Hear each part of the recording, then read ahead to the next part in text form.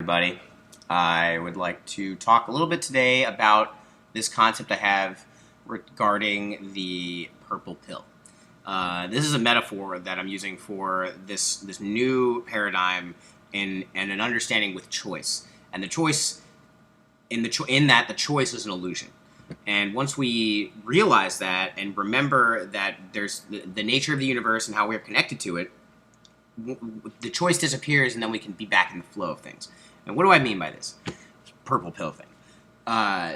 In the movie The Matrix, you have Neo, and he's presented by Morpheus this choice. You can either choose the blue pill, which you will go back to sleep and continue along your life as you had been living it, or you can take the red pill, where you will stay in Wonderland, and we will show you how deep the rabbit hole goes. This is a film, came out in 1999, and was very relevant, especially then, because at the turn of the millennium, up until this point, I mean, we really had been a patriarchal society, a patriarchal civilization, and even going back to the biblical times, women have historically been regarded as like demons or like devils or something, and trying to lead us off the path. And this divide really is resonant of the whole divide in our minds of the ununified brain. You have the right and left hemispheres of the brain. Male and female energies, and they are constantly at odds with each other. And like brain dominance theory means that if you are dealing with a situation, most of the time, most people are not using the full potential of their brain.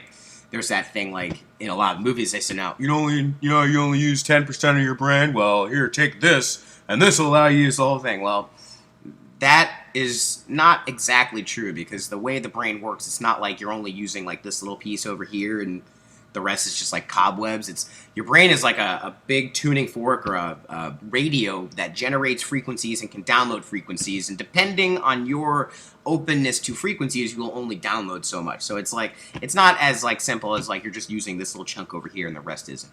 And this goes back to the whole red pill, blue pill thing, because what that really means is you're either dealing with a situation from your left brain or your right brain most of the time, never from both. And when you are, that's when real changes are happening. That's when you're having epiphanies. That's when you're having the artistic vision, or you're really in the zone doing what you love to do. That's usually you're using both hemispheres at the same time. The movie The Matrix presented that as like a no-brainer, really. I mean, you want to take the red pill because we have been disconnected from the female energies, or even the symbol-based mind, the artistic ability to see the bigger picture. That's where your right brain comes in, and we had been living in a dream world, as Morpheus put it to Neo. So it's like, imagine your brain, like Neo's brain, was like, he was only using his left brain for his whole life. The red pill was necessary to turn on, to activate the left hemisphere, or the right hemisphere of the brain. So that was back in 1999. It was a no-brainer. My uncle even uses this metaphor, and a lot of people do. It's like, take the red pill and wake up your mind. Join the revolution. Like, even Anonymous, like, I feel like those things are tied together. The whole Occupy movement, the Matrix, that whole thing is connected.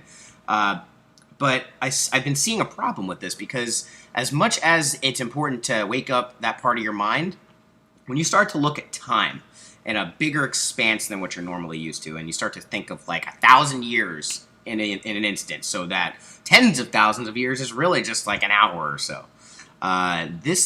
You start to see a pattern that occurs, and I've done a lot of research into Atlantis and lost civilizations, even civilizations before that, and how they all related to each other, and it's interesting because it seems that there has been this back and forth ping pong match between the right and left hemispheres, or the male and female energies on this earth. At one time it was matriarchal. People believed that life came from women only, but then it took this whole switch where it was like completely patriarchal, and like women were cast out of the situation, and it was like life only comes from the sun, it only comes from men, and we're moving out of that now, and we're starting to see the return of this matriarchal energy, or this feminine energy. But I want to make it clear that this is not something I want to make it clear that we all need to be clear, that we need to recognize the reality. And that is, when The Matrix came out in 1999, the world was asleep. I'd like to think that since from 1999 to 2012, a lot has happened. A lot has changed in people's lives. A lot of perspectives have changed. And I think